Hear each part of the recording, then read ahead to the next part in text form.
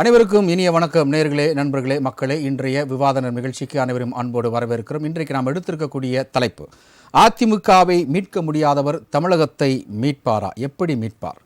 EPS சுற்றுப்பயணம் குறித்து முதல்வர் ஸ்டாலின் விமர்சனம். பிஜேபியின் டப்பிங் வாய்ஸாக இருந்த ஓபிஎஸ் ஒரிஜினல் ஆகிவிட்டார். அதிமுக பிஜேபி கூட்டணி அமைந்தது முதல் முதல்வருக்கு பயம். நயினார் நாகேந்திரன் விமர்சனமும் திமுக அதிமுகவின் பதிலும் என்கின்ற அடிப்படையில் இன்றைய விவாத நிகழ்ச்சி பயணிக்கிறது. குறிப்பாக இன்றைக்கு திருவாரூரில் நடைபெற்ற அரசு விழாவில் நம்முடைய மரியாதைக்குரிய தமிழக முதலமைச்சர் மு க ஸ்டாலின் அவர்கள் பல்வேறு நிதித்திட்ட உதவிகளையும் வழங்கி அதற்கு பின்பதாக மேடையில் தமிழகம் மீட்போம் என்கின்ற அடிப்படையில் அஇஅதிமுகவினுடைய பொதுச் செயலாளர் எடப்பாடி பழனிசாமி அவர்கள் சுற்றுப்பயணம் மேற்கொண்டு வருகிறார். தமிழகத்தில் 45 நாட்கள் என்கின்ற அடிப்படையில் குறிப்பாக இன்றைக்கு, அதாவது நேற்றைக்கு பேசிய பேச்சிற்கு இன்றைக்கு முதல்வர் அவர்கள் பதிலடி கொடுத்திருக்கிறார்கள். பல அடுக்கடுக்கான கேள்விகளை முன்வைத்திருக்கிறார்கள். அதில் முக்கியமாக நம்ம பார்க்க முடியாது என்னவென்றால், அதிமுகவையே உங்களால் மீட்க முடியல, எப்படி நீங்கள் தமிழகத்தை மீட்பீங்க அப்படின்னு சொல்லியிருக்கிறாரு. இது வரைக்கும் டப்பிங் வாய்ஸ் தான் நான் நினச்சிட்டு இருந்தேன் இபிஎஸ்ஸை, ஆனால் இப்போ தான் பிஜேபியினுடைய ஒரிஜினல் வாய்ஸாகவே மாறிட்டார் என்கின்ற விமர்சனத்தை முன்வைத்திருக்கிறார். தமிழகத்தை நீங்கள் மீட்போம்னு சொல்கிறீங்களே, மத்திய அரசு கொடுக்கக்கூடிய நிதிகளை நீங்கள் எப்போ மீட்டிருக்கீங்க, எப்போ கொண்டு வருவீங்க, இல்லை எப்போ தருவீங்கன்னு ஒரு கேள்வி கணக்கை முன் வச்சுருக்கீங்களா? அல்லது நீங்கள் பல்வேறு விஷயங்களுக்கு மத்திய அரசை எதிர்த்து நீங்கள் போராடி இருக்கிறீங்களா? அதையும் தாண்டி இன்றைக்கு ஒருபடி மேலே போய் நிதியமைச்சர் தங்கம் தென்னரசு அவர்கள் எம்ஜிஆர் ஆரம்பித்த அதிமுக, அதை வழிநடத்திய ஜெயலலிதா, அதை கட்டி காத்து கொண்டிருக்கிற தொண்டர்கள் இருக்கக்கூடிய இந்த அதிமுகவை தமிழகத்திற்கும் தமிழக மரபிற்கும் தமிழக மாண்புக்கும் எதிராக வழிநடத்தக்கூடிய பிஜேபியோட கூட்டணி சேரலாமா என்கின்ற அடிப்படையில் அவரும் கேள்வியை முன்வைத்திருக்கிறார். இன்னொருபடி மேலே பார்க்க வேண்டும் அப்படின்னா, நயினார் நாகேந்திரன் அவர்கள்ட்ட செய்தியாளர்கள் இந்த கேள்வியை முன்வைக்கும் பொழுது, நாங்கள் அதிமுகவினுடைய கூட்டணி, அவர் டப்பிங்கும் கிடையாது, ஒரிஜினலும் கிடையாது, நாங்கள் அதிமுகவோட கூட்டணி வைத்திருக்கிறோம், அந்த கருத்துக்களை அவர் முன்வைத்திருக்கிறார். என்னைக்கு பிஜேபி அதிமுக கூட்டணியை அமித்ஷா உறுதி செய்தாரோ அன்றையிலிருந்து திமுகவிற்கு ஒரு கிளி ஏற்பட்டிருக்கிறது, பயம் ஏற்பட்டிருக்கிறது. எங்கே நாங்கள் ஜெயிச்சிருவோமோ, 2026 தமிழகத்தை கைப்பற்றிடுவோமோ என்கின்ற அடிப்படையில் அவருக்கு பயம் வந்துருச்சு. அதனால் நாளொரு வண்ணமும் பொழுதொரு மேனியும் எதை தின்றால் பித்தம் தெளியும் என்கின்ற அடிப்படையில் அவங்க இது போன்ற கருத்துக்களை முன்வைத்து வருகிறார்கள் சொல்லி மாறி மாறி அதிமுக கூட்டணி கூடாரமும் திமுக கூட்டணி கூடாரமும் பரஸ்பர குற்றச்சாட்டுகளை முன்வைத்து கொண்டிருக்கின்றன. இப்போ இன்றைய நம்ம விவாதத்திற்கு நம்ம உள்ளே வரலாம். நயினார் நாகேந்திரன் அவர்கள் விமர்சனம் செய்திருக்கிறார். முதல்வர் ஸ்டாலின் அவர்கள் பல அடுக்கடுக்கான கேள்விகளை முன்வைத்திருக்கிறார். அதற்காக நம்முடைய விவாத நேரத்திற்கு அழைப்பாளர்களை அழைத்திருக்கின்றோம். இணைய வழியாக தன்னை இணைத்துக் கொண்டு திராவிட முன்னேற்ற கழகத்தின் சார்பாக தன்னுடைய கருத்துக்களை பதிவு செய்ய இருக்கிறார் கரூர் முரளி அவர்களை வரவேற்கிறோம். மாலை வணக்கம் சார். வணக்கம். அடுத்தபடியாக அதிமுக ஆதரவாளரும் அரசியல் விமர்சகருமான திரு விஜயகுமார் அவர்களை வரவேற்கிறோம். வணக்கம் விஜயகுமார். அடுத்தபடியாக அரங்கனில் பிஜேபியினுடைய தேசிய சிறுபான்மை பிரிவு செயலாளர் மரியாதைக்குரிய வேலூர் இப்ராஹிம் அவர்களை வரவேற்கிறோம். வணக்கம் சார். வாழ்க வளமுடன். அடுத்தபடியாக அரங்கனில் வழக்கறிஞர் சேயோன் அரசியல் விமர்சகர்கள் அவர்களை வரவேற்கிறோம். வணக்கம் சார். வணக்கம் சார். குறிப்பாக இந்த நிகழ்வு அதிமுக சுற்றி வருவதனால திரு விஜயகுமார், உங்களிடமிருந்து இந்த நிகழ்ச்சியை ஆரம்பிக்கிறேன். அதிமுகவையே மீட்க முடியல, 4-5 கேப்பாக இருக்குது, இதில் எப்படி தமிழகத்தை அவர் மீட்க போறாரு அப்படின்ற ஒரு கேள்வியை முதல்வர் வச்சிருக்கிறார். அது அவர் தோல்வியுடைய பயத்துல, அச்சத்தின் காரணமா ஏதோ ஒண்ணு சொல்லணும், வாய்க்கு வந்ததை சொல்லணும்னு சொல்லி இருக்கிறாரு. அதிமுக 1ஆவும் இல்ல, 2ஆவும் இல்ல, 3ஆவும் இல்ல. அதிமுகவுடைய இரட்டை இலட்சம்னா அதிமுகவுடைய தொண்டர்கள் எல்லாம் யாரு பக்கம் இருக்கிறாங்க? எங்க பொதுச் செயலாளர் பிஜேபியோட கூட்டணியை வைத்துக் கொண்டு இன்னைக்கு புரட்சி தமிழருடைய எழுச்சி பயணம், மக்களை காப்போம், தமிழகத்தை மீட்போம் என்கின்ற ஸ்லோகம் தமிழ்நாட்டினுடைய வீதி எங்கும், அது கோயம்புத்தூர்ல ஆரம்பிச்சது, அது ஒரு புயலா ஒரு மையம் கொண்டிருக்கிறது.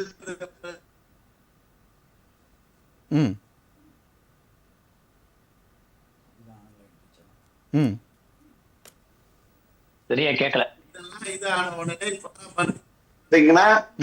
இதெல்லாம் கண்டு அச்சமுற்று இருக்கிற எங்க முதலமைச்சர் அவர் நேற்று திருவாரூர்ல போயிட்டு இதே போல சொல்லணும்னு சொல்லியிருக்காரு. அதாவது இல்ல எனக்கு ஒரு முரண்பாடு இருக்கு. அதிமுக சின்னமும் கட்சியும் ஒன்னா இருக்குன்றீங்க, இன்னும் தேர்தல் ஆணையத்துல வழக்கு இருக்கு, உங்களுக்கு தற்காலிகமா தான் இரட்டை இலை சின்னத்தை கொடுத்திருக்காங்க. அது தற்காலிகமாகவும் நிரந்தரமா எங்கிட்டதான் வரும். அதை நீங்களே பார்க்கதான் போறீங்க, தமிழ்நாட்டு மக்கள் பார்க்க போறாங்க. எங்க இரட்டை இலை சின்னத்தை முடக்க முடியாது. ரெண்டாவது என்னன்னா, அது முடக்க முடியாது, அதான் அமித்ஷா டீல் போட்டாரு, அது எப்படி முடக்க முடியும்? அது முடக்கிறதுக்கு வாய்ப்பு இல்லை. அதாவது 3 தடவை தேர்தலும் வந்து எப்படி அவர்கள் தேர்தலை வெற்றி கொண்டார்கள்னா அவர்களுடைய சூத்திரம், அதான் ஃபார்முலா என்னன்னா, பிஜேபியை வந்து தமிழ்நாட்டுக்குள்ளுக்கு வளர கூடாது, கால் ஊன்றக்கூடாது, இப்படி பிஜேபி எதிர்ப்பையே 3 தடவை சொல்லி தேர்தலை சந்தித்து வெற்றி கண்டார்கள். மக்களும் 3 வாட்டி ஏமாந்து வாக்களிச்சிட்டாங்க. அதே ஃபார்முலா திருப்பியும் சொல்லி 4வது தடவையா வெற்றி பெறுவதற்கு அவங்க வியூகத்தை வகுத்து செயல்படுறாங்க. ஆனா இந்த தடவை அது அவர்களுடைய சூத்திரமோ அவர்களுடைய ஃபார்முலாவோ எதுவுமே இதாகாது. அதாவது தோல்வியினுடைய விளிம்புல இருக்கிற முதலமைச்சர் வந்து இன்னைக்கு இதுதான் பேசுற. அதாவது நான் கேட்கிறேன், திமுக கூட்டணி அதை அவர்களை சரி செய்து கொள்ளுங்க. அதிமுக யார் வேணாலும் கூட்டணி வச்சுக்கிறது, அது ஜனநாயக நாட்டுல. இதே பிஜேபியோட இவர்கள் கூட்டணி வைத்திருந்து முரசொலி மாறன் இறக்கின்ற வரையில் பிஜேபியினுடைய அமைச்சரவையில் இடம்பெறலையா? பாதி பரதேசின்னு சொல்லி கலைஞர் கூட்டணி வைக்கலையா? இப்படி அவர்கள் வைத்துக் கொண்டால், அவர்கள் இது பண்ணி கொண்டால் சரி.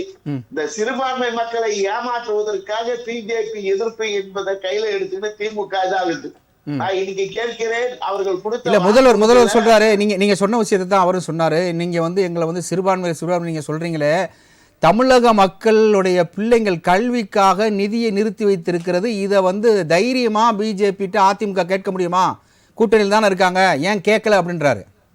அவருக்கு தெரியல, அவர் தூங்கின்னு இருந்தாரு போல இருக்கு. அவரை தூக்கத்துல இருந்து எழுப்புங்க. அதிமுக அவருடைய பொதுக்குழு ஸ்ரீவாரி அந்த மண்டபத்துல நடக்கும்போது, ஸ்ரீவாரி மண்டபத்துல நாங்கள் எல்லாம் வந்து பாத்தீங்கன்னா பொதுக்குழுல தீர்மானமே ஏற்றணும். அதாவது அது என்ன தீர்மானம் ஏற்பீங்க? அதாவது மத்திய அரசு நிதியை வலியுறுத்துகிறோம் அப்படித்தானே சொல்லிருக்கீங்க. கண்டனம் ஏதாச்சும் ஒரு வார்த்தை சேர்த்திருக்கீங்களா?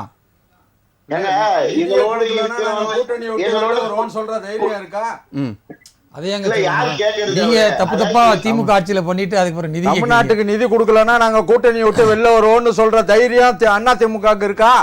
நிதியை நாங்க கொடுக்கிறோம், திமுக ஒழுங்கா ஃபைல் எடுப்போம், கையெழுத்து போட்டு அனுப்பிட்டு பண்ணுவாங்க. நோட் பண்ணிக்கோங்க, அவர் ஒரு விஷயம் சொல்லியிருக்கிறார். சொல்லுங்க சார். அதாவது திமுக வந்துட்டு இங்க நாடகம் ஆடுற மாதிரி தமிழ்நாட்டில் நாடகம் ஆடி அங்க போயிட்டு இடி ரைடு நடந்த உடனே எதுக்கும் போய் நிதி பெறுகிற கூட்டத்துல எல்லாம் கலந்து கொண்டு முடியாத முதலமைச்சர் இடி ரைடு நடந்த உடனே டெல்லிக்கு போனதுக்கான காரணங்கள் அவர் பதில் சொல்லுங்க. தமிழக சட்டமன்றம் நடந்துகிட்டு இருக்கும் கடந்த சட்டமன்ற கூட்டத்தோட நடந்துகிட்டு இருக்கும் போது திடீர்னு டெல்லி பயணத்திற்கு போன இபிஎஸ் பின்னணி என்ன சார்? எது சார் அவரு நீங்க உடனே இபிஎஸ்க்கு வராதீங்க. நாங்க முதலமைச்சர் நீங்க சொல்றீங்க அவங்க ரைடுக்காக டெல்லிக்கு போய் பார்த்துட்டு வராங்கன்னு சொல்றீங்க. அப்ப உங்க பொதுச் செயலாளர் எதுக்கு போனாரு? தாஜ்மஹாலை சுத்தி பார்க்க போனாரு. துரைமுருகன் எதுக்கு போனார்? அதெல்லாம் பதில் சொல்லுங்க. நீங்க தான் அதிகமா போயிருக்கீங்க, நீங்க தான் போயிருக்கீங்க. நாங்க நீங்க வந்து இது கேளுங்க, நீங்க தான் அதிகமா டெல்லிக்கு போயிருக்கீங்க, நீங்க தான் வந்துட்டு அதிகமா. நீங்க உண்மையிலே பாரதிய ஜனதா கட்சி எதிர்ப்புட்டா இருந்தா உங்களுக்கு மக்கள் வாக்களிச்சிருக்கிற எம்பிகள் டெல்லி பாராளுமன்றத்துல எந்த கோரிக்கைக்காக போராடி இருக்கிறார்கள், இது பண்ணிருக்காங்க.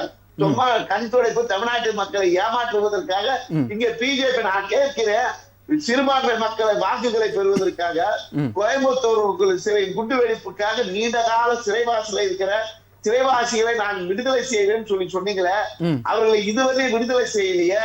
இப்படி சிறுபான்மை மக்களை ஏமாற்றுகிற திமுகவுக்கு இந்த தடவை நடக்கின்ற தேர்தலில் சிறுபான்மை மக்கள் வாக்களிப்பதில் முடிவு எடுத்தாங்க. இவர் வந்து பாரதிய ஜனதா கட்சி எதிர்ப்புன்றதுதான். ஏங்க உங்களுடைய ஆட்சியில நீங்க என்ன சாதனை செய்து தொடர்ந்து பேசலாம், விஜயகுமார். சின்னத்துக்கு ஓட்டு கேளுன்னா அதனால முடியலையே. நீங்க பாரதிய ஜனதா கட்சின்ற எதிர்ப்பு எத்தனை நாடகத்தை நீங்க எத்தனை வாட்டி நடத்த போறீங்க? உங்கள் நாடகம் எடுபடாது. நீங்கள் தோல்வியை சந்திப்பது உறுதி. சரி, நம்ம தொடர்ந்து பேசலாம் விஜயகுமார். இணையமொழியா இருக்கக்கூடிய திரு கரூர் முரளி அவர்கள், அதாவது உதயசூரியன் உதிக்கலனாலும் தாமரை மலரும், அதில் இலையும் கூட இருக்கும் அப்படின்னு விஜயகுமார் அவர்கள் சொல்லியிருக்காரு 2026. இப்போ என்னோட கேள்வி என்ன அப்படின்னா, இன்றைக்கு முதல்வருடைய அடுக்கடுக்கான கேள்விகளில் பல உள் எதிர்ப்புகள் இருக்கா அப்படின்ற மாதிரி தான் பார்க்கணும். என்ன அப்படின்னா வந்து ஒரு மாநிலம் மத்திய அரசோடு இணக்கமாக இருக்கும் பொழுது தான் வந்து அதனுடைய நிதிகளை பெற முடியும். அதற்கு வந்து சிறந்த உதாரணம் அண்டை மாநிலமாக இருக்கிற சந்திரபாபு நாயுடு அவர்கள் சிஎம் இருக்காங்க. அதை நம்ம எடுத்துக்கலாம். அவங்க வந்து கட்சியே கிடையாது, ஆனால் கூட்டணி. அதையும் தாண்டி பீகார் மாநிலமும் எடுத்துக்கலாம். அவங்களுக்கு வராத பேரிடருக்கு நிதியவே முன்னாடியே கொடுத்துருக்குறாங்க. ஸோ ஏன் ஒரு இணக்கமான போக்கை கடைபிடிக்காமல் தொடர்ந்து பிஜேபி எதிர்ப்பையே நீங்கள் கடைபிடிக்கிறீங்க? அப்போ இதனால் பாதிக்கப்படுவது தமிழக மக்கள் தானே அப்படின்ற ஒரு விஷயத்தை பொதுமக்கள் ஒரு முன்னிலையில் ஒரு கேள்வியில் வைக்கிறாங்க. அதாவது திருவாரூரில் நடைபெற்ற நிகழ்ச்சியில் கலந்து கொண்ட எங்கள் தலைவர் அவர்கள் முடிவுற்ற திட்டப்பணிகளை எல்லாம் தொடங்கி வைத்துவிட்டு பல திட்டப்பணிகளை தொடங்கி வைத்துவிட்டு உரையாற்றுகிற பொழுது அழகாக சொன்னார். நாட்டினுடைய எதிர்க்கட்சி தலைவராக இருக்கிற எடப்பாடி பழனிசாமி அவர்கள் தன்னுடைய சுற்றுப்பயணத்தை தொடங்கியிருக்கிறார். அதாவது தமிழகத்தை காப்போம், மக்களை காப்போம், தமிழ்நாட்டை மீட்போம் என்று புறப்பட்டிருக்கிறாரு. முதலிலே அவர் அதிமுகவை மீட்கட்டும், முதலில் அதிமுக தொண்டர்களை காப்பாற்றட்டும், அதற்கான நடவடிக்கையை எடுக்க வேண்டும். ஆனால் பிஜேபிக்கு இப்பொழுது ஜால்ரா தட்டுவதிலே பயங்கரமாக அவரை போல ஜால்ரா தட்டக்கூடியவர்கள் யாரும் இல்லை. வாய்ஸாக இருந்தவர் மெயின் பிக்சராகவே மாறிவிட்டார் பிஜேபிக்கு என்று எங்கள் தலைவர் அவர்கள் சொல்லி இருக்கிறார். சரி, ரைட், ஓகே. அதாவது பிஜேபிக்கு ஜால்ரா தட்டுகிறது அதிமுக நீங்க சொல்றீங்க. மிஸ்ஸா காலத்துல அதாவது எமர்ஜென்சி பீரியட்ல மிஸ்ஸாக உள்ள போயிருக்கிறார் ஸ்டாலின் அவர்கள். அது வரலாறு உங்களுக்கு தெரியும். அந்த திமுக தற்பொழுது காங்கிரஸோட தானே கூட்டணி வச்சிருக்கு. அந்த எமர்ஜென்சியவே கொண்டு வந்த காங்கிரஸோட தானே இப்ப தமிழகத்துல திமுக கூட்டணி வச்சிருக்கின்ற அடிப்படையில் நயினார் நாகேந்திரன் முதல் அமித்ஷா வரைக்கும் கேள்வி கேட்கிறாங்க. அன்னை இந்திரா காந்தி அம்மையார் காலத்தில் அறிவிக்கப்பட்ட ஒரு எமர்ஜென்சி இந்தியாவில் இருந்தது. இந்தியாவில் இருந்த போது அதை எதிர்த்த கட்சிகளில் முதன்மை இடத்திலே திராவிட முன்னேற்ற கழகம் இருந்தது என்பதிலே எல்லளவும் முனையளவும் மாற்றம் கிடையாது. ஆனால் அன்னை இந்திரா காந்தி அம்மையார் கூட ஒரு அறிவித்த எமர்ஜென்சியை இந்தியாவிற்கு அமல்படுத்தினார். ஆனால் இப்போது இந்தியாவில் அறிவிக்கப்படாத ஒரு எமர்ஜென்சி இருக்கிறது. அந்த எமர்ஜென்சியை மோடி அவர்கள் அமல்படுத்தி இருக்கிற காரணத்தால் தான் அதாவது இப்ராஹிம் அவர் என்ன சொல்றாருன்னா, அறிவித்த எமர்ஜென்சினா உங்களுக்கு ஓகே, அறிவிக்காத எமர்ஜென்சினா அது தவறா அப்படின்னு கேக்குறாரு. சார், ஒரு எமர்ஜென்சி அறிவிக்கிறது தப்பு கிடையாது சார். எந்த அளவுக்கு காங்கிரஸ் ஆதரிக்கிறதுக்கு மோசமா போறாங்க. இதே திமுக அந்த எமர்ஜென்சியை எதிர்த்தது, ஜனநாயக படுகொலை எமர்ஜென்சின்னு சொன்னது திமுக. இன்றைக்கு அதே திமுகவுடைய ஆதரவு பேச்சாளர் சொல்றாரு எமர்ஜென்சியை நியாயப்படுத்துகிறாரு. அதை அறிவிச்சு செஞ்சாங்க, அது நல்லது. அதுல வச்சுதானங்க செஞ்சாங்க உங்க ஐயா ஸ்டாலின். இந்தியாவையே வஞ்சிக்கிற ஒரு ஆட்சி மோடியினுடைய தலைமையில் நடைபெற்றுக் கொண்டிருக்கிற காரணத்தால் ஜனநாயக படுகொலை எமர்ஜென்சி சொன்னது யார்? கலைஞர் கருணாநிதி அவர்கள் இல்லையா? பிஜேபி என்ற ஒரு அரசியல் அமைப்பை கருப்பு தினமாக அறிவிக்கக்கூடிய அளவிற்கு ஒரு மோசமான முன்னுதாரணம் யார்? யார் பேசுறது? நம்மளுடைய கருத்துக்கள் களத்தில் நிற்கிறாரு. நான் இப்ராஹிம் அவர்களுக்கு சொல்கிறேன், எத்தனை பேர் இந்த நாட்டில் இறந்து போயிருக்கிறார்கள், எத்தனை பேர் இந்த நாட்டில் சவக்குழிக்கு அனுப்பப்பட்டிருக்கிறார்கள் இந்த மோடியினுடைய ஆட்சியிலே. இந்த எமர்ஜென்சியை எடுக்காமல் ஏதாவது இருக்கா? எவிடன்ஸ் ஏதாவது இருக்கா? எந்த ப்ரூஃபுமே இல்லாம மோடி ஆட்சியில் எத்தனை பேர் இறந்திருக்கிறார்கள்? இப்ப நான் சொல்லவா, ஐயா ஸ்டாலினுடைய அராஜக ஆட்சியில அநியாயமா அதிகம் பேர் இறந்து போய்விட்டார்கள் சொன்னா பேச விடுங்க, அவங்க வாய்ப்பு வரக்குள்ள பேசுங்க. மாவட்டத்தில் நான் சொல்றேன் இப்ராஹிம், நான் பேசுறேன், கேளுங்க. கேட்டதுக்கு அப்புறம் விளக்கம் தாங்க. உங்கள் ஆட்சியில எத்தனை அராஜகங்கள், அக்கிரமங்கள், உயிர் பலிகள் நடக்கிறது என்பதற்கு எனக்கு 1000 ஆதாரங்களை நான் சொல்ல முடியும். ஒன்றும் கிடையாது. நம்மளுடைய தஞ்சை மாவட்டம் என்று நினைக்கிறேன், உத்தரப்பிரதேசமா குஜாரோ, அதிலே ஒரு தாழ்த்தப்பட்ட சகோதரன் 2 மாடுகளை கொண்டு வந்தார் என்பதற்காக அவனை கட்டி வைத்து உதைத்து அவனை எவ்வளவு கேவலப்படுத்தினார்கள் என்பது ஊடகங்களிலும் வந்திருக்கிறது, செய்தித்தாளிலும் படிக்கப்பட்டிருக்கிற செய்தி. நான் கேட்கிறேன், இது அக்கிரமம் இல்லையா?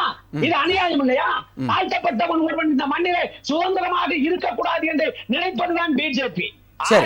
இப்பொழுது எடப்பாடி பழனிசாமி சரிங்க சார், சரி முரளி, இவ்வளவு பிஜேபிக்கு நீங்க ஒரு எதிர்ப்பு வச்சிருக்கீங்களா? அப்புறம் கலைஞர் பீரியட்ல கூட்டணி வச்சீங்க. சார், நல்ல கேள்வி. நான் கேட்கிறேன், எனக்கு நாடு முக்கியமா, எனக்கு கட்சி முக்கியமா என்றால் ஜெயலலிதா அம்மையார் நம்மளுடைய அடல் பிகாரி வாஜ்பாய் அவர்களை ஆதரித்து விட்டு ஆட்சி நடைபெற்றுக் கொண்டிருந்த நான் சொல்றேன், நான் நடைபெற்றுக் கொண்டிருந்த பொழுது ஒரு ஓட்டின் மூலமாக வாஜ்பாயை வீட்டுக்கு அனுப்பினார். வீட்டுக்கு அனுப்பிய பொழுது இந்த நாட்டினுடைய மானத்தை காக்க வேண்டும் என்பதற்காக, ஒன்றியத்தில் ஒரு நிலையான அரசாங்கம் அமைய வேண்டும் என்பதற்காக நாங்கள் பிஜேபி ஆதரித்தோம். நாங்கள் ஆதரித்த பொழுது கூட ஆதரித்ததின் பரிசு கேபினெட் அமைச்சர் பதவிகள். சார் கேளுங்க, இந்த கேபினெட் எல்லாம் கிடையாது, நான் சொல்றேன் கேளுங்க. பிஜேபி ஆதரித்த பொழுது கூட பொது திட்டத்தை அறிவித்து விட்டு பாபர் மசூதியை பற்றி பேசக்கூடாது, சிவில் சட்டத்தை பற்றி பேசக்கூடாது, சிறுபான்மை மக்களுக்கு எதிரான நடவடிக்கைகளை எடுக்கக்கூடாது. நீங்கள் எந்த நடவடிக்கை எடுத்தாலும் அந்த நடவடிக்கைகளில் மதச்சாயம் இருக்கக்கூடாது, மதச்சார்பின்மை கொள்கைக்கு ஊர் வந்து வரக்கூடாது என்று அடல் பிஹாரி வாஜ்பாயிடம் இருந்து லால் கிருஷ்ண அத்வானியிடம் இருந்து உத்தரவாதத்தை பெற்றுக் கொண்டுதான் திமுக பொது கூட்டணி சேர்ந்தது. இப்போ அதிமுகவோடு பிஜேபி கூட்டணி வச்சதை ஏன் விமர்சிக்கீங்க? நான் சொல்றேன், பிஜேபியோட திமுக கூட்டணி வைத்தது என்று சொன்னதற்கு நாங்கள் இத்தனையும் உத்தரவாதத்தை பெற்றவர்கள் நாங்கள் கூட்டணி வைத்தோம். ஒன்றும் கிடையாது. பிஜேபியோட அதிமுக கூட்டணி வைத்திருக்கிறது. ஒன்ன மட்டும் சொல்லுங்க. இல்ல நான் கரூர் முரளிக்கு ஓபனா ஒரு क्वेश्चन வைக்கிறேன். இல்ல கரூர் முரளிக்கு அவருக்கு ஓபனா ஒரு क्वेश्चन வைக்கிறேன். அதிமுக யாரோட கூட்டணி வைத்தால் வைக்காவிட்டால் திமுகவுக்கு என்ன என்ன ஏன் வந்து ஐயோ அங்க கூட்டணி போறீங்கன்னு ஏன் இந்த மாதிரி சொல்றீங்க? சார் என் பங்காளி சார், அதிமுக என் பங்காளி. முகத்தை இழந்துட்டான், முகவரி இழந்துட்டான், திராவிடத்தை இழந்துட்டான், தமிழ் மொழியை இழந்துட்டான். அதிமுக என்ற ஒரு கட்சியையே கரையான் அடிப்பதை போல பிஜேபி அடித்துக் கொண்டிருக்கிறது. 50 ஆண்டு கால அரசியல் வாழ்க்கையில நானும் அதிமுக காரன் தான் களத்திலே நின்றோம். நானும் விஜயகுமாரும் களத்தில் ஒரு சரியான பதில சொல்லிருக்கீங்க. இல்ல ஒரு சரியான பதில் சொல்லிருக்கீங்க.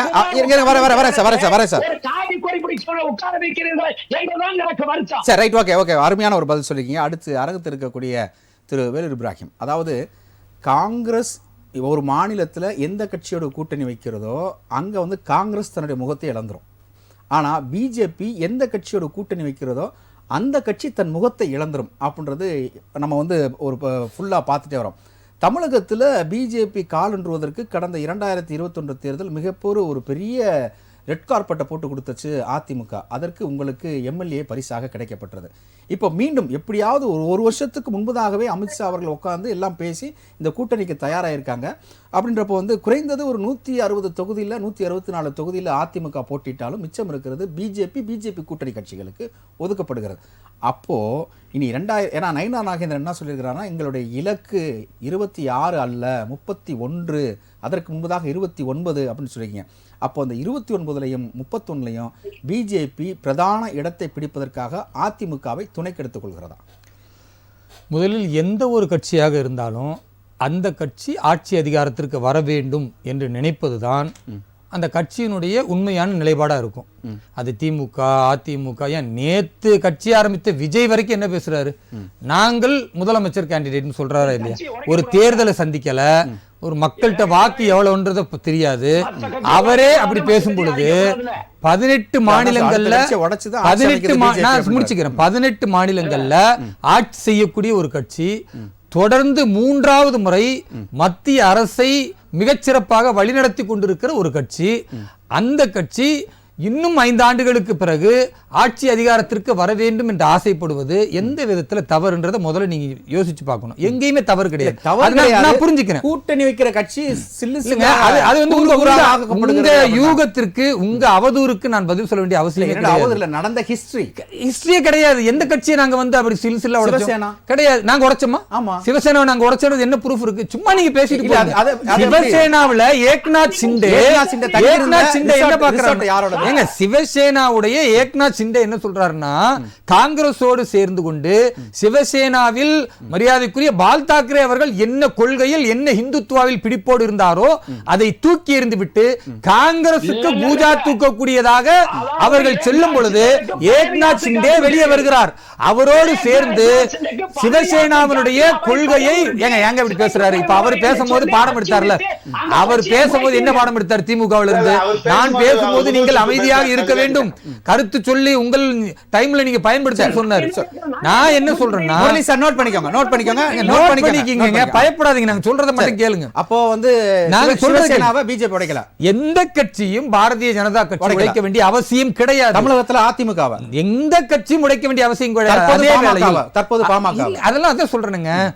அதாவது வேலையற்றவர்கள் எதையோ ஒன்றை சிறைத்துக் கொண்டிருப்பார்கள் அந்த மாதிரி தேவையில்லாத சில நபர்கள் எதையாவது பேசிக் கொண்டிருப்பதற்காக பாரதிய ஜனதா கட்சியை பயன்படுத்துகிறார்களே தவிர எங்களை பொறுத்தவரை எங்களுடைய கொள்கை நிலையானது.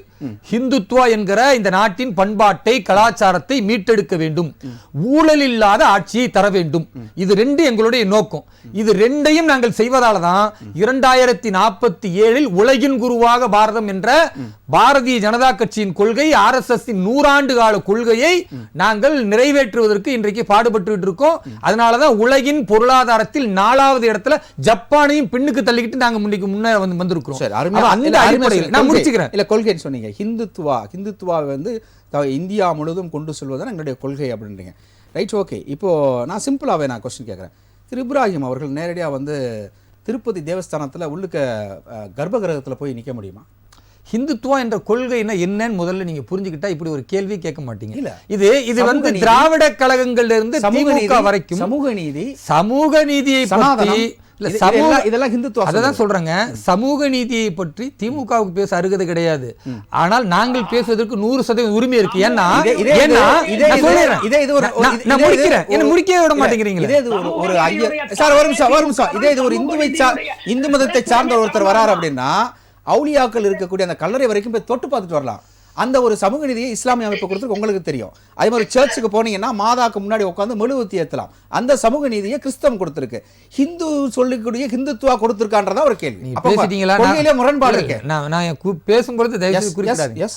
அதாவது ஹிந்துத்துவா அப்படின்னா என்ன, திமுக சொல்ற விளக்கத்தை கேட்டுட்டு நீங்க பேசக்கூடாது. பாரதிய ஜனதா கட்சியில் நான் சொல்றேன், எங்களுடைய தாய் அமைப்பான RSS தேசிய தலைவர் டாக்டர் மோகன்ஜி பகவத் அவர்கள் சொல்லுகிறார், உண்மையான இந்துக்களுடைய விடிவு காலம் எப்பொழுது என்றால் ஒரே இடத்தில் அனைவரையும் அடக்கம் செய்ய வேண்டும், ஒரே இடத்தில் அனைவரும் தண்ணீர் குடிக்க வேண்டும், ஒரே இடத்தில் அனைவரும் வீடுகள் இருக்கணும். இதுதான் இந்துத்துவா என்கிற சனாதன தர்மத்தின் நோக்கம். அதை செயல்படுத்துவதுதான் எங்களுடைய கட்சியின் நோக்கம். அதை தான் இன்றைக்கு செயல்படுத்திக் கொண்டிருக்கிறோம். அதனாலதான் பட்டியல் சமூகத்திற்காக 12 மத்திய அமைச்சர்களை பாரதத்தின் வரலாற்றில் முதல் முறையாக தந்தவர் பாரத பிரதமர் திரு நரேந்திர மோடி அவர்கள். அதற்கு காரணம் ஹிந்துத்துவா என்ற பண்பாட்டின் முறையில் அவர் வார்த்தெடுக்கப்பட்டதனால கொடுத்திருக்கிறார். அதே நேரத்தில் சமூக நீதியினுடைய காவலர், சமூக நீதி விடுதின்னு பேரளவுக்கு பிரம்மாண்டமாக தன்னை அடையாளப்படுத்திக் கொண்டு இன்றைக்கு பட்டியல் சமூகத்தினுடைய அந்த மாணவர்கள் தங்கக்கூடிய விடுதிகளை பார்த்தா ஒழுங்கான கழிவறைகள் இல்ல, ஒழுங்கா அவர்கள் சாப்பிடுவதற்கான அந்த இடம் தூய்மையாக இல்ல. நீங்க நேர்ல போய் பார்க்கலாம். அதை விட கொடுமை என்னன்னா, ஒரு நாளைக்கு வெறும் 39 ரூபாய் தான் அவர்களுக்கு ஒதுக்கப்படுகிறனா, 39 ரூபாயில ஒரு படிக்கக்கூடிய பட்டியல் சமூகத்தின் மாணவர் 3 வேளை எப்படி சாப்பிட முடியும்? ஆனா ஒரு பேண்ட் சட்டையை போட்டு ஐயா ஸ்டாலின் மாதிரி ஒரு போட்டதை வரைஞ்சி சமூக நீதி விடுதின்னு மாறிக்கிட்டுச்சுன்னா இது எப்படிங்க? இது பட்டியல் சமூகத்தை ஏமாத்துற வேலை. வேங்கை வயல்ல பட்டியல் சமூக மக்கள் இருக்கக்கூடிய பகுதியில மலத்தை கலந்தார்கள். அதுக்கு இன்னைக்கு வரைக்கும் முடிவு செய்யப்படல. இன்றைக்கு வரைக்கும் அவர்களுக்கு இல்லை. இன்றைக்கு வரைக்கும் இரட்டை கோலை என்பது தமிழகத்தில் இருந்து கொண்டே இருக்கிறது. நீங்க 70 ஆண்டு காலம் நாங்கள் பேசிக் கொண்டிருக்கிறோம் சமூக நீதின்றீங்க. இந்த பாரதத்தில் அதிகமாக பட்டியல் சமூக மக்கள் பாதிக்கப்படுவதும் சாதிய ரீதியான சண்டைகள் நடப்பதும் குற்ற ஆவண காப்பகத்தில் இருந்து அந்த ஆவணம் சொல்லுகிறது தமிழகத்தில் தான் அது அதிகம் அப்படின்னு. அதனால சாதிய பேசிய நீங்க பேசக்கூடாது, உங்களுக்கு அதுக்கு அருகதை கிடையாது. சாதியத்தை ஒழித்து சமத்துவத்தை நிலைநாட்டுவது பாரதிய ஜனதா கட்சியினுடைய கொள்கை. அதற்கு பெயர் தான் இந்துத்துவா, அதற்கு பெயர் தான் சனாதன தர்மம். அந்த தர்மத்தை இந்துக்கள், இஸ்லாமியர்கள், கிறிஸ்தவர்கள் என்ற எந்த பாகுபாடும் இல்லாமல் 140 கோடி மக்களும் ஒன்றிணைந்து ஏற்றுக்கொள்ளக்கூடிய நாள் வெகு விரைவில் வரும். அதே வேளையில் இப்ப நான் சொல்றேன், அப்போ இந்தியர்கள் எல்லாம் இந்துக்கள்னு டிக்ளேர் பண்ண போறீங்க. அங்க கிறிஸ்தவர்கள் கிடையாது, இஸ்லாமர் கிடையாது, சமணம் கிடையாது, சீக்கியம் கிடையாது, பௌத்தம் கிடையாது, எதுவுமே கிடையாது. இந்தியானா இந்துக்கள் அப்படின்ற ஒரு தொலைநோக்கு பார்வையோட பிஜேபி போயிட்டு இருக்கா? புதுசா சொல்ல வேண்டியது இல்லங்க. இந்தியா என்றாலே இந்துக்கள் தான். சரி, ரைட், ஓகே. இந்துக்கள் என்பா என்ன? இந்துக்கள்னா ஒரு மத வழிபாட்டுக்கு பெயர் கிடையாது. இந்து என்பதற்கு பெயர் நம் நாட்டின் பண்பாட்டை, கலாச்சாரத்தை மதித்து அதன் அடிப்படையில் தன்னுடைய வாழ்வியல் முறையை மேற்கொள்ளக்கூடியவர்கள் இந்துக்கள். இப்ப நான் கேட்கிறேன், அவங்களுக்கு மட்டும் நான் கேட்கிறேன், அப்படிலாம் இல்ல. நான் என்ன கேட்கிறேன், நம் பாரதத்தின் பண்பாட்டை நீங்க மதிக்கிறீங்களா இல்லையா? பாரதத்தினுடைய கலாச்சாரத்தை நீங்கள் மதிக்கிறீர்களா இல்லையா? ஒவ்வொரு மதத்துக்கும் ஒரு வழிபாடு வழிபாட்டு முறை வேற. வழிபாடு முறை இருக்கு, கலாச்சாரம் திரும்பவும் இருக்கு. சொல்றேங்க, வழிபாட்டு நீங்க முறை வேற. அப்ப இந்து கலாச்சாரம் என்பது இந்தியாவுல இடம் இல்லையா? அதான் ஒரு திரும்பவும் நான் சொல்றது ஏங்க இந்துக்கள் புரிஞ்சுக்க இல்லைனா மாட்டீங்க? இந்தியாவுல இடம் இல்லையா? ரொம்ப சிம்பிள்ங்க. அதாவது வழிபாட்டு முறை என்பது இஸ்லாமியர்களுக்கு வேறாக இருக்கலாம், கிறிஸ்தவர்களுக்கு வேறாக இருக்கலாம், இந்துக்களுக்கு வேறாக இருக்கலாம். கலாச்சாரமும் பண்பாடும் இந்த தேசத்திற்கு ஒன்றுதான். அரேபிய கலாச்சாரம் வேறு, ஐரோப்பிய கலாச்சாரம் வேறு, பாரதத்தின் கலாச்சாரம் வேறு. இந்த மண்ணில் பிறந்தவர்கள் இந்த கலாச்சாரத்தை பண்பாட்டை தூக்கி பிடிக்காமல் அரேபிய கலாச்சாரத்தையும் ஐரோப்பிய கலாச்சாரத்தையும் தூக்கி பிடிக்க கூடாது. வழிபாட்டு முறையில் எதுவாக வேண்டுமானாலும் இருக்கலாம். என் பண்பாடு, என் கலாச்சாரம், என் தேசம் என்று பாரத மக்கள் சொல்ல வேண்டும் என்பதுதான் எங்களுடைய நோக்கம். அது தவறில்லை என்பதுதான் எங்களுடைய வாதம். ஓகே, நான் முதல் சுற்று கருத்து எடுத்துக்கிறேன். அடுத்து அரங்க சார் இங்க வரேன். திரு சேன் சார், அதாவது இன்றைக்கு தான் வந்து ஒரு முகம் முழுவதாக வெளிவந்திருக்கிறது. இந்துன்னா இந்தியா தான், இந்தியானா இந்துக்கள் தான், அங்கே சமூக நீதி எல்லாமே வந்து இந்துத்துவா கொள்கை தான் அப்படின்னு சொல்லி இன்னைக்கு முதல்வர் அதை தான் சொல்லியிருக்கிறாரு. நீங்கள் வந்து இந்த பிஜேபியோடு அதிமுக வந்து எப்படி கூட்டணி வைக்கலாம், இந்துத்துவாவை பிரகடனப்படுத்தக்கூடிய ஒரு கட்சியோடு எப்படி நீங்கள் இப்போ கூட்டணி வைக்கலாம் அப்படின்றதையும் தங்கம் தென்னரசு அவர்களே சொல்லியிருக்கிறாங்க. உங்களுடைய கருத்து? அதாவது எடப்பாடியோட மக்களை காப்போம் தமிழகத்தை மீட்போங்கிற தலைப்பு வெளி மக்களுக்கு, நமக்கு தான் உள்ள அது கருத்து என்னன்னா, சம்பாதித்ததை காப்போம் சம்பந்தியை மீட்போம். சம்பாதித்ததை காப்போம் சம்பந்தியை மீட்போம். இதுதான், இதுக்கு தான் எடப்பாடி டூர் ஆரம்பிச்சிருக்காரு. சரி, என்ன காரணம்னா,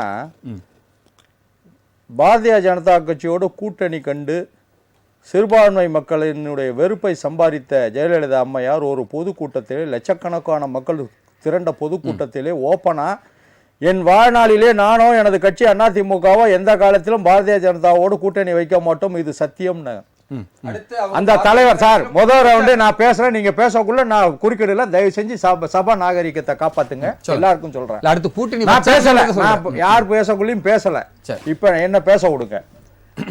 அதை வந்து ஜெயலலிதாவுடைய சீடன் சிஷ்யன் என்று சொல்லக்கூடிய எடப்பாடி பழனிசாமி துரோகங்களுக்கு பெயர் போன டிக்ஷனரியில துரோகம்னு பார்த்தீங்கன்னா எடப்பாடி பழனிசாமின்னு போட்டிருக்கோம். அந்த அம்மையார் சொன்னதை மீறி பாரதிய ஜனதா கட்சியோடு கூட்டணி கண்டார். பின்பு கூட்டணி இல்லைன்னாரு. என்ன சொன்னாரு? 2026 மட்டுமல்ல 2031 கூட்டணி இல்லை, 36 கூட்டணி இல்லைன்னாரு. திடீர்னு ஒரு வாரம் கழிச்சு பார்த்தா தமிழக சட்டப்பேரவையில் மானிய கோரிக்கை நடந்து கொண்டு இருக்கிறது. நகராட்சி நிர்வாகத்தினுடைய மானிய கோரிக்கை நடைபெற்று கொண்டு இருக்கிறது. அன்றைய தினம் அவருடைய சொந்த ஊரான எடப்பாடிக்கு புதிய பேருந்து நிலையம் அறிவிக்கக்கூடிய அந்த சட்டப்பேரவை கூட்டத்தொடரை புறக்கணித்து விட்டு ரகசியமாக டெல்லி செல்கிறார். அங்கே பத்திரிகையாளர்கள் எடப்பாடியை அடையாளம் கண்டுவிட்டு நீங்கள் எதற்கு டெல்லி வந்திருக்கிறீர்கள் என்று கேட்டபொழுது 10 நாட்களுக்கு முன்பு திறந்த அதிமுக அலுவலகத்தை நான் பார்க்க வந்திருக்கேன்னாரு. சட்டப்பேரவை கூட்டம் நடந்து கொண்டிருக்கிறது. மக்கள் பிரச்சனையை எழுப்ப வேண்டிய முக்கியமான நகராட்சி நிர்வாகத்துறையினுடைய மானிய கோரிக்கை என்று சட்டப்பேரவை புறக்கணித்து விட்டு போயிட்டு 3 கார்களில் மாறி மாறி சென்று அமித்ஷாவை சந்திக்கிறார். சந்திக்கும் பொழுது அங்கு சொல்லப்படுகிறது, மிதுனும் உங்களுடைய சம்பந்தி ராமலிங்கமும் அமலாக்கத்துறை சோதனையில பல ஏய்ப்புகள், வரி ஏய்ப்புகள் செய்திருக்கிறார்கள், கண்டுபிடித்திருக்கிறோம், நடவடிக்கை எடுக்கட்டுமா, எங்களோட கூட்டணி வருகிறாயா என்று கேட்ட பொழுது பவ்யமாக கூட்டணிக்கு வருகிறேன் என ஒப்புக்கொண்டு இன்னைக்கு வந்து இவர் வந்து மக்களை காக்கிறார். தன்னை காக்கிறதுக்கும் காவிரி குண்டாறு திட்டம் நாங்க பேசிட்டு வந்திருக்கோம். அதெல்லாம் சட்டப்பேரவை கூட்டத்தொடர் புறக்கணிச்சுட்டு போய் கூட்ட வேண்டிய பேச வேண்டிய அவசியம் இல்ல.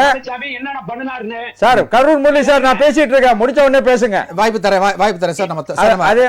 அதே போல சார் தொடர்ந்து பேசலாம். ஒரு பிரேக் நம்ம போயிட்டு நான் உங்கள்கிட்ட நான் ஸ்டார்ட் பண்ணுறேன். இப்போ ஒரு சின்ன ஒரு பிரேக் எடுத்துக்கலாம், ஒரு நிமிஷம் பிரேக், அப்புறம் நான் உங்கள்கிட்ட நான் ஸ்டார்ட் பண்ணுறேன். நேர்களே, நான் பார்த்து கொண்டிருக்கும் விவாத நிகழ்ச்சியில் ஒரு சிறிய விளம்பர இடைவேளை. முதல்வர் ஸ்டாலின் அவர்களுடைய அடுக்கடுக்கான கேள்விகளுக்கு இன்றைய விவாத நிகழ்ச்சி பதில் வழங்கி கொண்டிருக்கிறது. இன்னும் கேட்டு தெரிந்து கொள்ளலாம். விவாத நிகழ்ச்சி நம்ம தொடர்ந்து பேசலாம். சேன் சார், நீங்கள் சொல்லிட்டு இருந்தீங்க, இதில் இன்னொரு ஒரு படி என்ன அப்படின்னா, முதல்வர் அவர்கள் தொடர்ந்து பிஜேபி மீது விமர்சனங்களை வைத்துக்கொண்டு வந்த சூழ்நிலையில் இப்போ அதிமுக வந்ததுனால இப்போ அவர்கள் இருவரும் சேர்ந்து என்ன சொல்கிறாங்கன்னா, எங்கள் கூட்டணியை பார்த்து முதல்வருக்கு பயம் வந்துருச்சு, அதனால தான் வந்து இது போன்ற விமர்சனங்கள் மேலே வைக்கிறாங்க அப்படின்னு சொல்கிறார். பிஜேபி அதிமுக கூட்டணியை திமுக எதிர்கொள்கிறது இது முறை அல்ல.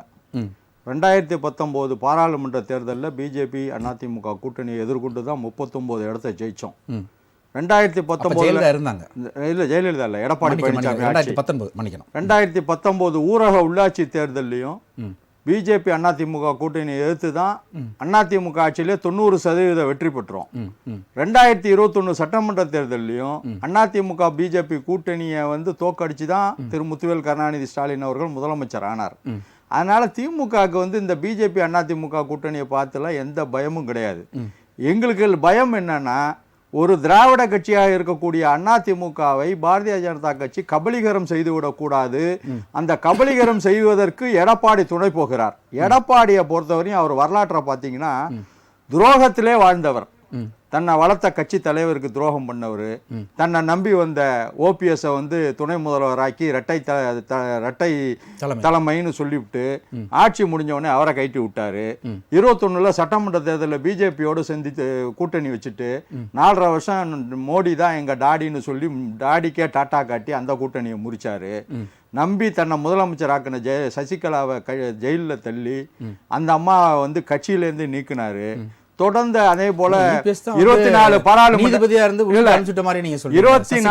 சொல்றதை கேளுங்க. 24 பாராளுமன்ற தேர்தல்ல தேமுதிகவோட கூட்டணி வச்சுட்டு உங்களுக்கு ஒரு சீட்டு தரேன் ராஜ்யசபான்னு சொல்லிட்டு எந்த வருஷம்னு நான் சொல்லல 26ல தரேன்னு அந்த அம்மாவையும் ஏமாத்தினாரு. இந்த மாதிரி துரோகங்களாலே ஏமாத்திட்டு வர எடப்பாடியும் பிஜேபியும் சேர்ந்து இன்னைக்கு தமிழகத்தை குட்டிச்சோறாக்குறாங்க. அதனாலதான் இன்னைக்கு தலைவர் திருவாரூர்ல பேசக்குள்ள என்ன சொல்றாருன்னா, கோயில் நிதியிலிருந்து கல்வி சாலைகள் ஏற்படுத்துவதுங்கிறது நல்ல பழக்கம். பக்தவச்சலம் காலத்தில் 1964 3 கல்லூரி ஏற்படுத்தப்பட்டது. முத்தமிழறிஞர் டாக்டர் கலைஞர் காலத்தில் 1 கல்லூரி ஏற்படுத்தப்பட்டது. எம்ஜிஆர் காலத்தில் 1 கல்லூரி ஏற்படுத்தப்பட்டது. முத்துவேல் கருணாநிதி ஸ்டாலின் அவர்கள் ஆட்சி காலத்தில் 1 கல்லூரி ஏற்படுத்தப்பட்டது. அதுல வந்து 2017 எம்ஜிஆர் ஆரம்பித்த ஒரு கல்லூரிக்கு கூடுதல் கட்டடத்தை எடப்பாடி போய் திறக்கிறாரு. இதெல்லாம் திறந்ததெல்லாம் மறந்துட்டு அன்னைக்கு என்ன சிந்தனையில இருந்தாரு, இன்னைக்கு என்ன சிந்தனையில இருக்கான்னு தெரியல. கோயில் நிதியிலிருந்து கல்வி சாலைகள் திறக்கலாமான்னு கேட்கிறாரு. கல்வியோட அருமை பத்தி எடப்பாடிக்கு தெரியாது. இருக்கக்கூடிய செல்வங்கள்லயே அழிக்க முடியாத செல்வம் கல்விதான். கல்வி செல்வங்கிறது ரொம்ப முக்கியமான செல்வம். ஒரு நாட்டினுடைய வளர்ச்சி, தனிப்பட்ட மனிதனுடைய வளர்ச்சி, குடும்பத்தினுடைய வளர்ச்சி, பொருளாதார முன்னேற்றம் எல்லாத்துக்கும் கல்வி முக்கியம். ஆமா, அதெல்லாம் பார்க்காம, ஏன்னா கல்வினா என்னன்னு எடப்பாடிக்கு தெரியாது. ஏன்னா இரட்டை கொலைகளை செய்து விட்டு தலைமறை வாழ்க்கை வாழ்ந்த எடப்பாடியை தற்போதைய வீட்டு வசதி வாரியத்துறையாக அமைச்சராக இருக்கக்கூடிய முத்துசாமி அண்ணன் அவர்கள் தான் காப்பாற்றி அதுல ஒரு சந்தர்ப்பவாத அரசியலுக்கு வந்தார் எடப்பாடி. எடப்பாடி கல்லூரியில் படிச்சாரா என்னலாம் தெரியல. கல்வியை பத்தி அவருக்கு தெரிந்திருக்க வாய்ப்பு இல்லை. இன்னும் சொல்ல போனா இந்து அறநிலையத்துறையே நாங்க தான் இந்து சமயத்தை காப்பாத்துறோம்னு சொல்ற பிஜேபி கூட இந்த விஷயத்துல அமைதியா இருக்கு. பிஜேபியை தாண்டி இவர் வந்து இந்து சமய அறநிலையத்துறைக்கு என்னமோ தாங்குற மாதிரி பேசுறாரு. இதனால தான் தலைவர் சொன்னாரு, வடிவேல் ஒரு படத்துல சொல்றாரு, என்னடா கொடுக்குற காசை தாண்டி கூறான் ஒய்யாலம்மா. அந்த மாதிரி டப்பிங் வாய்ஸாக பிஜேபியுடைய டப்பிங் வாய்ஸாக இருந்த எடப்பாடி இப்போது ஒரிஜினல் வாய்ஸாகவே மாறிட்டார். நான் இந்த பேட்டி மூலமா எடப்பாடிக்கு வைக்கிற கோரிக்கை என்னன்னா, தயவு செஞ்சு வெள்ளை சட்டையை கைட்டுங்க, காவி சட்டையை போட்டுங்க, அதுல தாமரையை பொறிச்சுக்கிட்டு நீங்க பேசுங்க. நாங்க எதுவுமே உங்களை விமர்சனம் பண்ணல. அதிமுக திராவிட கட்சி என்ற போர்வையில இருந்துகிட்டு இந்த மாதிரி பேசுறத ஒத்துக்கவே முடியாது. இன்னொன்னு, எடப்பாடியோவோ இந்த அதிமுகவோ நம்ம மன்னிக்க முடியாததுக்கு காரணம் என்னன்னா, மதுரையில முருகன் மாநாடுன்னு ஒண்ணு நடத்துறாங்க. அங்க முருகன் பெருமையை பேசணும். அதை விடுத்து விட்டு பெரியார், தந்தை பெரியாரையும், பகுத்தறிவு பாலவன் தந்தை பெரியாரையும் பேரறிஞர் அண்ணாவையும் பழித்து ஒரு ஸ்லைடு போடுறாங்க. அத 4 அதிமுக முன்னாள் அமைச்சர்கள் உட்கார்ந்துட்டு வேடிக்கை பார்க்கறாங்க. ஒரு குறைந்தபட்ச அளவு ஒரு வெளிநடப்பாவது செஞ்சிருக்கணும்.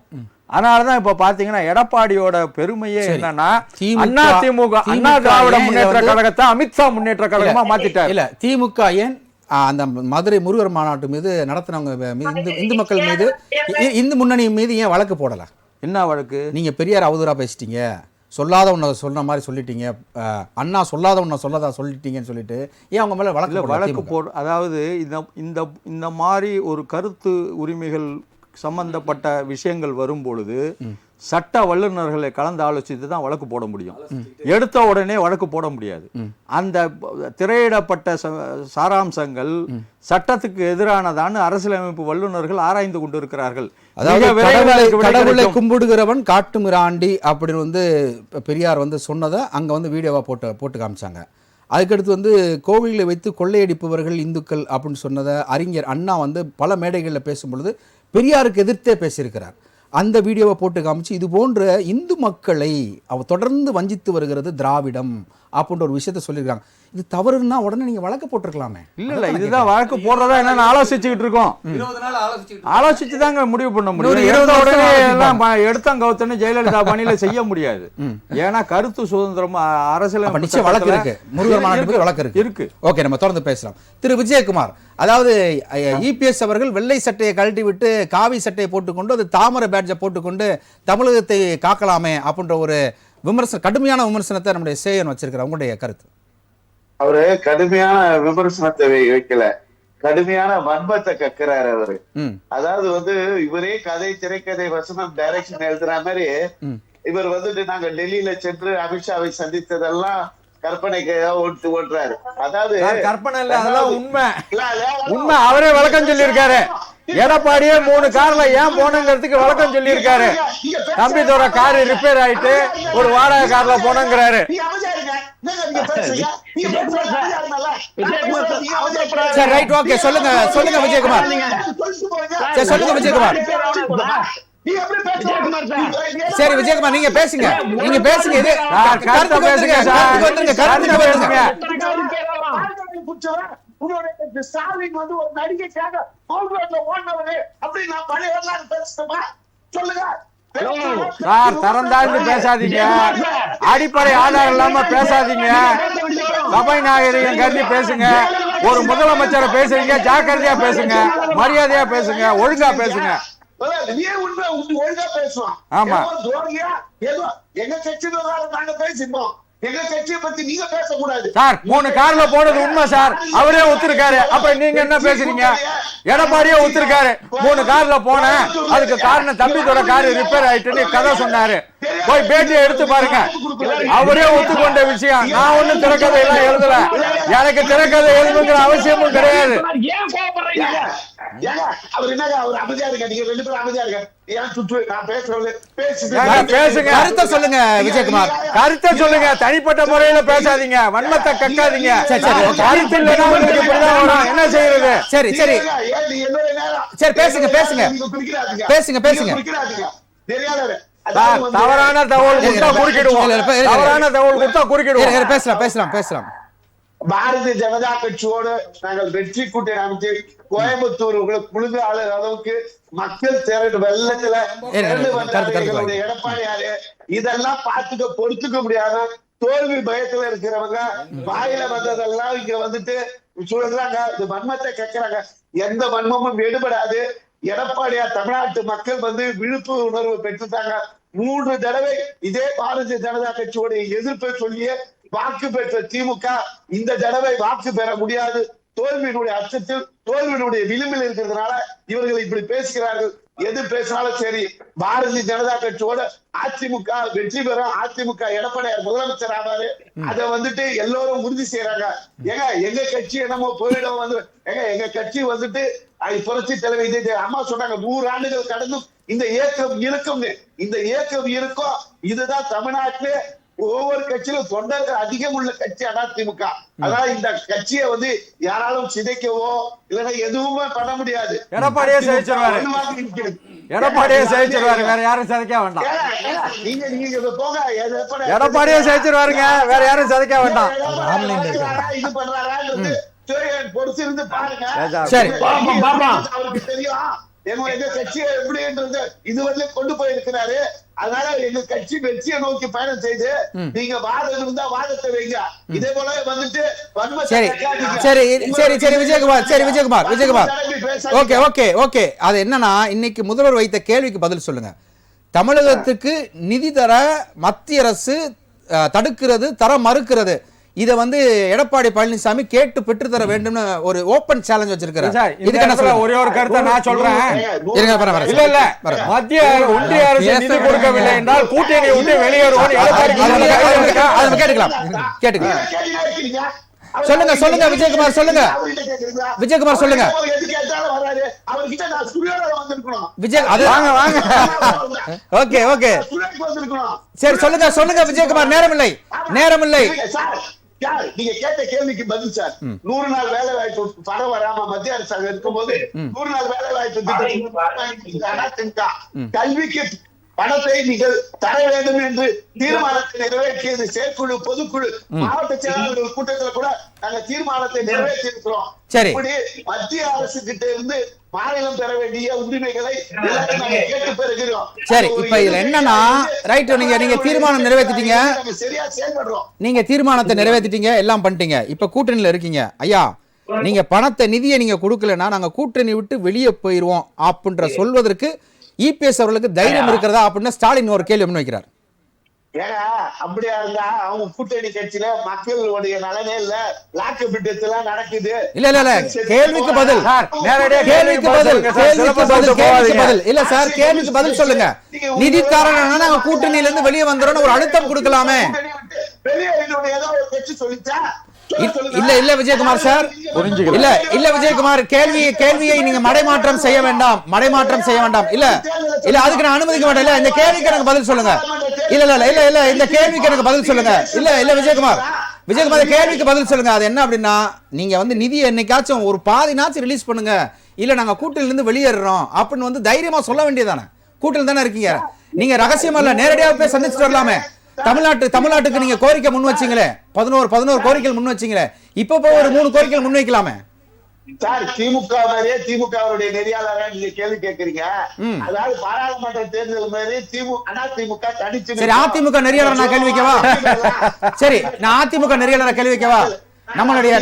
அதாவது இல்ல சார், இல்ல நான் அதிமுக நெறியாளர் ஒரு கேள்வி வைக்கிறேன். இல்ல நான் ஒரு அதிமுக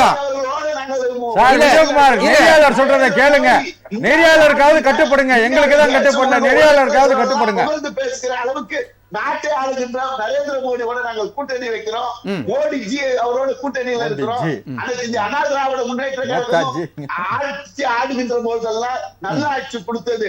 இவர் சொல்றாரு கல்வியை பற்றி எடப்பாடியாருக்கு என்ன தெரியல. அவர் தான் 7.5% இடஒதுக்கீடு கொண்டு வந்து ஏழை மாணவருடைய கல்விக்கு, அதாவது மாணவர் மருத்துவ கனவை நிறைவேற்றி தந்தவர் எங்கள் எடப்பாடியார். நெறியாளர் கேட்ட கேள்விக்கு பதில் சொல்லுங்க. அதை விட்டு எல்லாம் பேசிட்டு நெறியாளர் கேட்டது சொல்லுங்க. நெறியாளர் கேட்ட கேள்விக்கு பதில் சொல்லுங்க சார். விஜயகுமார் முடியாது, செய்ய முடியாது. சிலபஸ் குள்ள வாங்க விஜயகுமார். இல்ல இப்ப இருங்க விஜயகுமார், இருங்க. திமுக ஆதரவாளர் மாதிரி நெறியாளர் மாதிரி கேள்வி வைக்காதுன்னு சொன்னீங்கல்ல. இப்ப நான் அதிமுக நெறியாளரை நான் கேள்வி வைக்கிறேன். நம்ம அதிமுக கட்சி பிஜேபியோட தானே கூட்டணி இருக்கு, ஏன் கேட்க முடியாதா சார்? கோரிக்கை தான் சார் வைப்போம். இவர்கள் போல வந்துட்டு ஏனடி எதுக்கடி இந்த கேட்டு நாளைக்கு ரைட யாரை வச்சு. சரி, ரைட், ஓகே. இது வரைக்கும் நம்ம விஜயகுமார் பதில் நினைக்கிறேன். நான் இப்ராஹிம் சாப்பிட்டு தான் வாங்கிக்கிறேன். சரி, ரைட், ஓகே. நேரமில்லை. திரு கரூர் முரளி. இல்ல, ரைட், ஓகே. வர விஜயகுமார் சார். சார் கேட்ட கேள்விக்கு பதில் சொல்லுங்க சார். பதில் இல்லை. சரி, ரைட், ஓகே. கரூர் முரளி, நீங்க இப்படி ஒரு கேள்வி நான் கேட்கிற கேள்விக்கு அவங்கள பதில் சொல்லுங்க, நீங்க பதில் சொல்லுங்களா? Sorry Vijayakumar, no answer from you. சரி, ரைட், ஓகே. கேட்டுட்டு இல்லன்னா நாங்க கூட்டணி வைக்க மாட்டோம், திமுக கூட்டணி சொல்லுங்களா? Right, okay. ஆனா இது கேள்விதான். சொல்லுங்க கரூர் முரளி, உங்களுடைய கருத்தும் நிறைவான கருத்தும் என்ன சார் சொன்னாரு?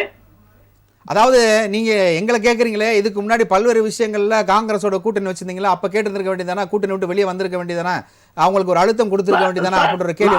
நான் முதலிய விளக்கம் சொல்கிற பொழுதே பிஜேபியோட கூட்டணி வைக்கிட்டோம் என்று சொல்கிற பொழுதே நான் விளக்கத்தை தெளிவாக சொல்லிவிட்டேன்.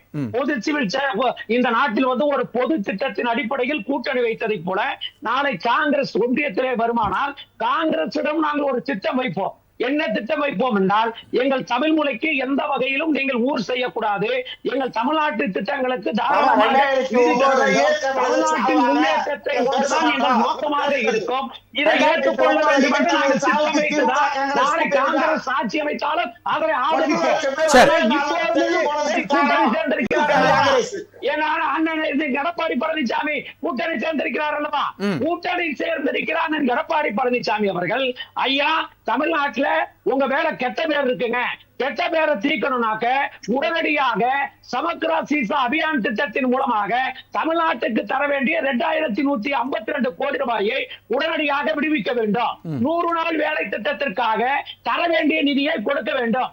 ஜல்ஜீவன் திட்டத்திற்காக 3000 கோடி ரூபாய் கிடப்பிலே கிடைக்கிறது, அதை எடுத்து கொடுக்க வேண்டும் என்று குறைந்தபட்சமாவது ஒரு கோரிக்கை வைத்தாரா எடப்பாடி பழனிசாமி என்றார்? சரி, சரிங்க சார், நிறைவான கருத்து நிகழ்ச்சியுடைய நிறைவான கருத்து. கோரிக்கை வைக்கவில்லை.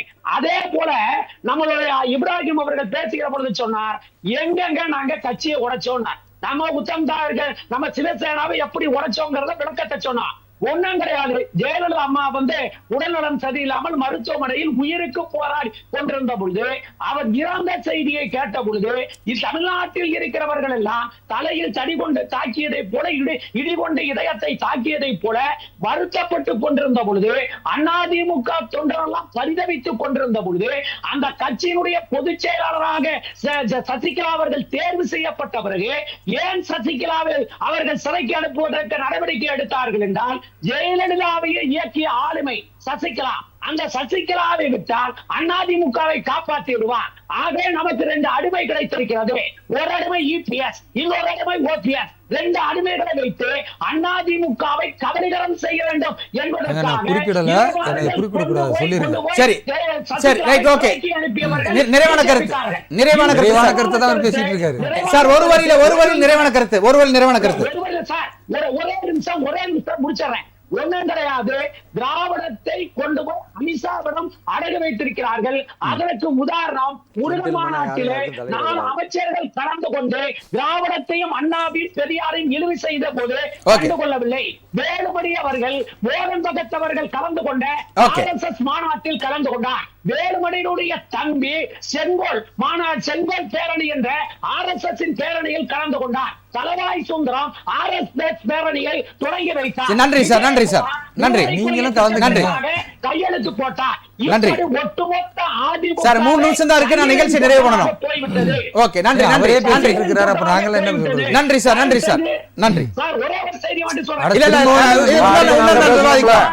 இன்னொரு நாள் நேரம் இல்லை சார், நேரம் இல்லை. சொல்லுங்க. ஆரியர் முன்னேற்ற கழகம்னா மாத்திக்கிறட்டும் அப்படின்னு சொல்றாரு. உங்களுடைய கருத்து, நிறைவான கருத்து விரைவாக. ஒரிஜினல் வாய்ஸ்ல 1000 பொய்கள் சொல்லக்கூடிய ஐயா ஸ்டாலின் அவர்கள் ஐயா இபிஎஸ் அவர்களை பார்த்து பிஜேபி டப்பிங் வாய்ஸ்ன்னு பேசுறதா நகைப்புக்குரியதா இருக்கு. ஓகே, ஏன் இப்படி பேசுறாரு அப்படின்னு பாத்தீங்கன்னா, இன்றைக்கு தமிழகத்தில் அவருடைய ஆட்சி என்னவெல்லாம் மோசமான நிலையை நோக்கி போயிருக்கு என்பதை மக்கள்கிட்ட மறைக்கிறதுக்கு தேவையற்ற முறையில் பாஜகவுக்கு அதிமுகவிற்கு மத்தியில் பிளவுகளை ஏற்படுத்துவதற்கு அவருடைய பேச்சு அமையுது. நான் ஒன்று சொல்கிறேங்க, 2-3 விஷயம் பாருங்க. இவருடைய ஆட்சி வந்த பிறகு முதல்ல என்ன செய்கிறாங்க, அஜித் அவர்களுடைய படுகொலை நடந்து இன்றைக்கு வரைக்கும் அந்த பாதிப்பு இருக்கிறது. இன்றைக்கு வரைக்கும் உதயநிதி ஸ்டாலின் அவர்கள் போகலை, திருமதி கனிமொழி அவர்கள் போகலை. ஆனால் இதே பென்னிஸ் ஜெயராஜனுடைய அதே காவல்துறை அடித்து கொலை செய்யப்பட்ட அந்த நிகழ்வுக்கு உடனடியாக உதயநிதி ஸ்டாலின் அவர்கள் போனாரா இல்லையா? கனிமொழி அவங்க போனாங்களா இல்லையா? அதான் சொல்றேன். அப்போ திமுக ஆளுங்கட்சிக்கு முன், திமுக ஆளுங்கட்சியான பிறகு பின் அப்படின்னு பார்த்தா அவர்களுக்கு கருணை எல்லாம் எப்போ வரும்னா எதிர்கட்சியாக இருந்தா வருமே வரைய, நம்முடைய ஆட்சியில காவல்துறை இப்படி ஒரு கொடூர மரணத்தை நிகழ்த்தி இருக்கிறார்கள், படுகொலை செய்திருக்கிறார்கள். நாம அதற்கு முக்கியமாக போய் களத்துல நிக்கணும், நின்று பார்த்திருக்கணும், பார்க்கல. அதான் சொல்றேன். ரெண்டாவது ரொம்ப பாஜக அதிமுகவின் மீது பாசம் கொண்டவராக அவர் என்ன சொல்றாருன்னா, அதிமுக இப்படி போகலாமா, நீங்கள் மத்திய அரசுல அந்த நிதியை கேட்க மாட்டீர்களான்னு. நான் சொல்றேன், 10 ஆண்டு கால காங்கிரஸ் ஆட்சியில கூட்டணியாக இருந்த திமுகவிற்கு காங்கிரஸ் அரசு கொடுத்த நிதி என்பது 1,56,00,000. அதே 11 ஆண்டு கால பாரத பிரதமர் திரு நரேந்திர மோடி அவர்களுடைய நல்லாட்சியில 6,20,00,000 ரூபாய்களை இந்த தமிழகத்திற்கு ஒதுக்கி இருக்கிறது. அதோட சேர்த்து நான் முடிச்சுக்கிறேங்க. 1,50,00,000 10 வருஷத்துக்கு கொடுத்ததற்கும் 6,20,00,000 இந்த கணக்கு 16 தப்பு. வருஷத்துல கொடுத்ததற்கும் ஓகே, ஓகே. ஒப்பீடு செய்து பார்த்தால் நன்றி, நன்றி. நீங்கள் எண்ண முடியாத அளவிற்கு தமிழகத்திற்கு பாரத பிரதமர் திரு நரேந்திர மோடி அவர்கள் கொடுத்த ஒரு அற்புதமான வாய்ப்பு.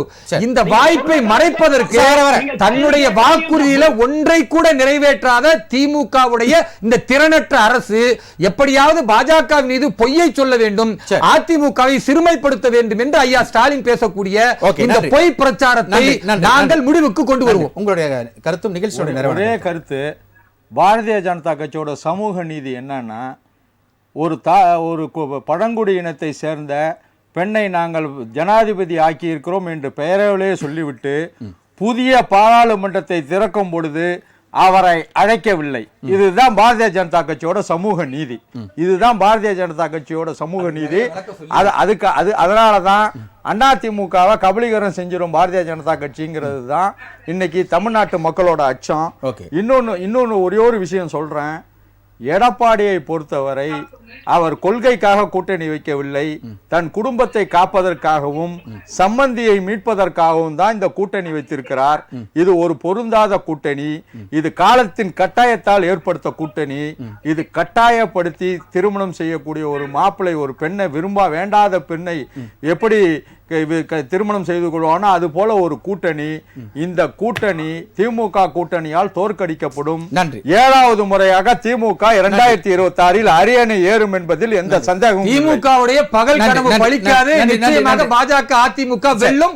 2026 நிகழ்ச்சி நிறைவு. வேலூர் இப்ராஹிமினுடைய சொல் கொள்ளும். 2026 திராவிட முன்னேற்ற கழகத்தின் கூட்டணி அண்ணா திராவிட முன்னேற்ற சார் தப்பு சார், அமித்ஷா முன்னேற்ற கழகம் கட்சி பேரை மாத்தி ரொம்ப நாள் ஆகுது. அதாவது அண்ணா திராவிட முன்னேற்ற கழகம் அல்ல, அது அமித்ஷா முன்னேற்ற கழகம். சரி, இந்த பரபரப்போடு நிகழ்ச்சி கலந்து கொண்ட அத்தனை அழைப்பாளருக்கும் ராசிதிகள் நன்றிகளையும் வாழ்த்துக்களையும். நேர்களே, இத்துடன் நம்முடைய விவாத நிகழ்ச்சி நிறைவேறுகிறது. மீண்டும் மற்றொரு தலைப்போடு விவாத நிகழ்ச்சியில் சந்திக்கலாம். அதுவரை உங்களிடம் விடைபெறுகிறோம். நன்றி, வணக்கம் நண்பர்களே, மக்களே.